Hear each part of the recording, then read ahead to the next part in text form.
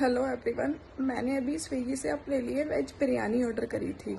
Restaurant का नाम है Lakhnavi kabab paratha, Amrapali leisure valley, sector 2, Bisrakh. और मेरे को रिसीव हुई है ये नॉन वेज बिरयानी।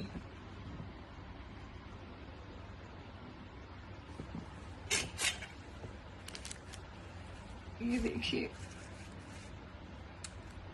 सी, और मैंने इसमें से 1-2 बाइट खा भी लिया। मैं एकदम प्योर वेजिटेरियन लड़की हूँ और नवरात्रों में इन लोगों ने ये नॉनवेज बिरयानी भेजी है। ये जानबूझ के किया गया है, जिसने भी किया है ये जानबूझ के किया गया है। जब वेज बिरयानी मंगाई है तो नॉनवेज भेज कैसे दिया। और ऑर्डर प्लेस करने